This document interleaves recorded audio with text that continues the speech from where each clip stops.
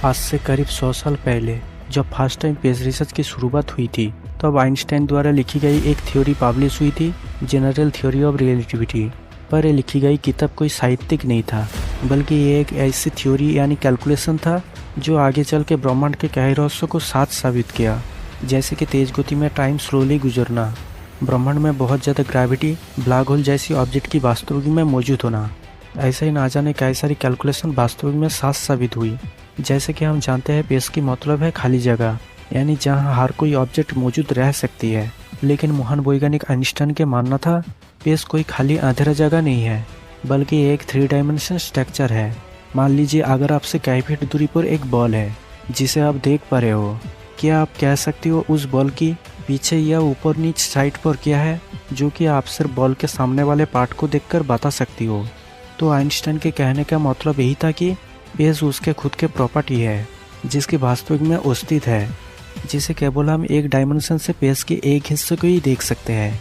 ऐसे में इन सभी के बीच केवल एक ही चीज़ है जो एक दूसरे से कनेक्ट है, और वो है ग्रेविटी।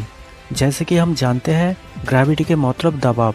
आइंस्टाइन के अनुसार स्पेस के स्ट्रक्चर में कोई भी एनर्जी या मैटर के मौजूदगी में स्पेस क्रॉप हो जाते हैं, और इस तरह से स्पेस के स्ट्रक्चर क्रॉप होने की बजाय कोई चीज़ उसके अंदर फिसलने लगते हैं, और यही है ग्रेविटी जो आइंस्टाइन के कहना था। पर जैसे कि आप काफ़ी सारी वीडियो या आर्टिकल में जान चुके होंगे, लाइट के स्पीड के साथ तेज गति में कोई भी चीज़ ट्रैवल नहीं कर सकते, लेकिन एक चीज़ को छोड़ के, और वो है एक क्रॉप जिसे हम एक्चुअली ग्रेविटी माना। पर शायद आपको लगता होगा स्पेस की ये क्रॉप लाइट के स्पीड या लाइट के स्पीड से भी तेज गति पे ट्रैवल कर सकती है। ऐसा क्यों? वो इसलिए क्योंकि हम पहले जान चुके हैं स्पेस में क्रॉप तभी बनते हैं जब कोई मैटर या ऑब्जेक्ट अपनी अस्तित्व में स्पेस के स्ट्रक्चर के ऊपर मौजूद होती है। तो जैसे कि लाइट एक तरह से मैटर है जिसकी मौजूद होने पर स्पेस को क्रॉप करते हैं, तो जैसे ही लाइट तेज गति पे ट्रैवल करते जाएगी उसके साथ ही साथ स्पेस के स्ट्रक्चर में क्रॉप होने लगेगी, जो कि ये वास्तविक में ऐसा ही है। अगर ऐसा नहीं होती तो ब्रह्मांड में कोई भी ऑब्जेक्ट या मैटर टिक नहीं पाते, जिसके मतलब ये हुआ ब्रह्मांड में मौजूद हर कोई वस्तु, चाहे आप भी स्पेस को क्रॉप करते हैं, जिस कारण हर कोई वस्तु के पास अपनी ग्रेविटी होती है।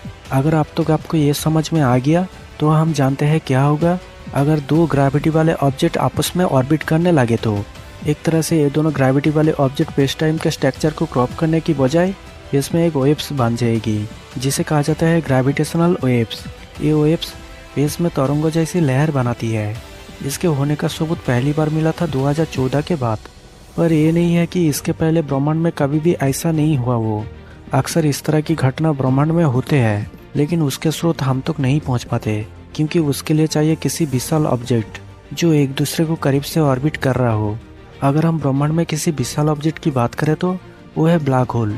शायद आप जानते ही होंगे ब्लैक होल के बारे में, परंतु आइंस्टाइन के समयकाल में थ्योरी पब्लिश होने के बाद 50 सालों तक ब्लैक होल नाम की कोई शब्द हिस्ट्री में नहीं था।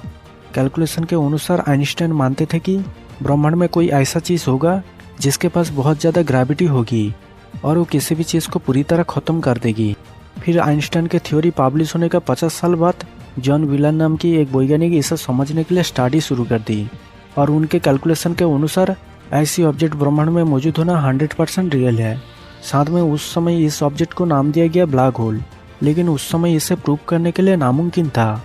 फिर कुछ सालों बाद टॉम बेल्टन द्वारा साल 1971 में एक ब्लैक होल को देखा गया। फिर धीरे धीरे हमें और भी काफ़ी सारी ब्लैक होल मिलने लगे, लेकिन इनमें से हमारी मिल्की वे गैलेक्सी में ही अनुमान किया गया करीब 1 बिलियन से भी ज़्यादा ब्लैक होल हो सकती है। तो ज़रा सोचिए, ब्रह्मांड में अगर इतनी मात्रा में ब्लैक होल मौजूद हो सकती है और किसी जगह एक नहीं बल्कि 2 ब्लैक होल बहुत ही करीब आमने सामने होती है, या फिर 2 ग्रेविटी वाले ऑब्जेक्ट ब्लैक होल के बीच टक्कर होती है, तो क्या होगा? इस तरह की घटना को समझने के लिए वैज्ञानिकों ने आइंस्टाइन की थ्योरी के ऊपर छानबीन शुरू कर दी, और फिर पता चला हमने जो वेव्स के बारे में पहले जाना था, जो कि 2 ऑब्जेक्ट अगर एक दूसरे के करीब से ऑर्बिट करने पर जो वेव्स बनते हैं, वही वेव्स के बजाय 2 ऑब्जेक्ट के बीच इक्वल पोजीशन बदलने लगेगी। फिर कई करोड़ सालों बाद दोनों काफ़ी नज़दीक आ जाएगी और कुछ ही सेकंड के अंदर हो जाएगी दोनों ग्रेविटी वाले ऑब्जेक्ट के बीच टक्कर, जो होगी ब्रह्मांड को हिला देने वाला सबसे बड़ी धमाका। पर इतनी बड़ी धमाका होने के बावजूद भी आप इसे देख नहीं सकते। वो इसलिए क्योंकि हम जानते हैं धमाका मतलब जहाँ बहुत ज़्यादा मात्रा में ऊर्जा और आवाज़ उत्पन्न होती है, लेकिन इस धमाका में लाइट और आवाज़ दोनों ही ग्रेविटी के बल में ख़त्म हो जाएगी, जो कि ये ग्रेविटी के चक्रव्यूह से बाहर निकल कर नहीं आ सकता। पर एक चीज़ को छोड़ के, वो है ग्रेविटी। दोनों के टक्कर में आखिरी टाइम ग्रेविटी के जो वेव्स उत्पन्न होती है वो करोड़ों लाइट ईयर्स दूर तक फैल जाते हैं। अगर उसके प्रभाव हमारी पृथ्वी पर पड़ता है तो हमें बिल्कुल समुद्र के पानी की लहर में तैरती हुई महसूस होगी। बेसिकली ब्रह्मांड में ब्लैक होल दो तरीके की होती है। एक है स्टेलर ब्लैक होल, जो होते हैं छोटा आकार के। ये ज़्यादातर बनते हैं स्टार के मरने पर। अगर एक जगह में दो स्टार मौजूद है और ये दो स्टार में से एक स्टार एक सुपरनोवा धमाके में मर के ब्लैक होल बन गया तो दूसरी स्टार ये ब्लैक होल के चारों ओर ऑर्बिट करने लग जाएगी। फिर वो स्टार भी किसी दिन ऐसे ही धमाका में मर के ब्लैक होल बन गया तो हमें मिलेगी दो ब्लैक होल।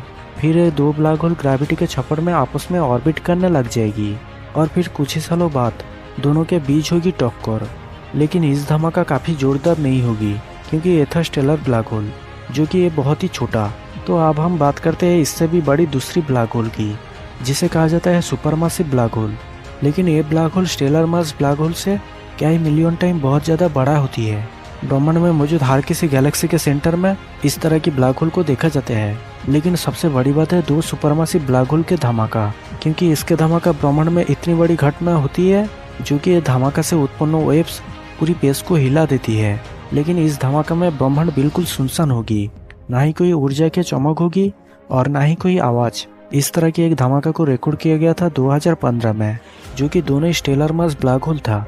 इसके ऊपर नजर रखते हुए देखा गया धमाके की आखिरी टाइम दोनों के बीच 1 सेकंड से भी अधिक कम टाइम के एक ऑर्बिट हुई और फिर हो गया टक्कर। इसके वेव्स को पृथ्वी पर रिकॉर्ड करने पर तस्वीर में इस तरह की फ्रीक्वेंसी सामने आई, जो कि इस फ्रीक्वेंसी एक जगह में बहुत ज़्यादा मात्रा में लेवल ऊपर है। इसे अगर किसी नेचुरल आवाज़ के साथ तुलना करें तो एक तरह से चमकीली भयावह आवाज़ बनेगी।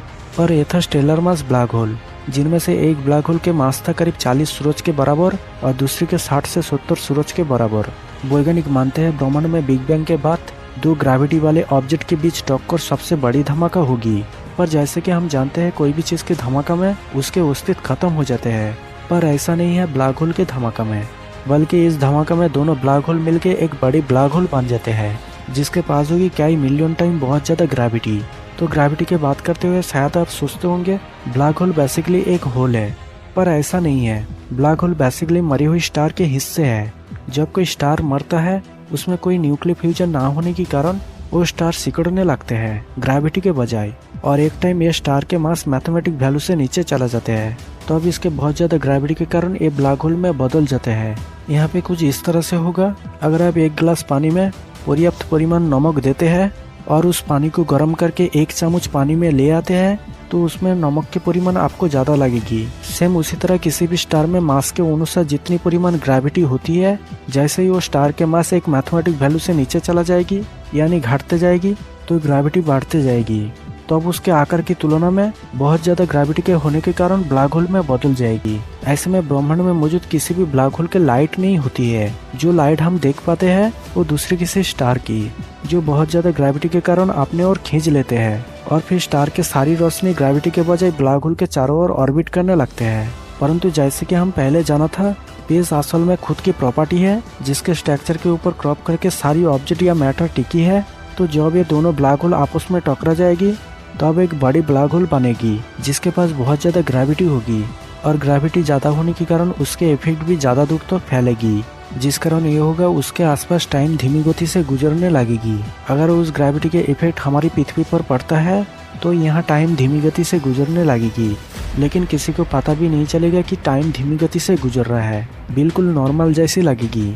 तो अब तक हमने जाना अगर दो ग्रेविटी वाले ऑब्जेक्ट यानी ब्लैक होल आपस में टकरा जाते हैं तो उसके इफेक्ट क्या होगा। तो दोस्तों अगर ये वीडियो आपको बाकी में पसंद आया हो तो लाइक, दोस्तों के साथ शेयर कीजिए और चैनल को सब्सक्राइब करना ना भूलें, क्योंकि हम लाते हैं हर एपिसोड में साइंस और एजुकेशन रिलेटेड इंटरेस्टिंग फैक्ट। तो जय हिंद, आपके दोस्त शिव प्रसाद।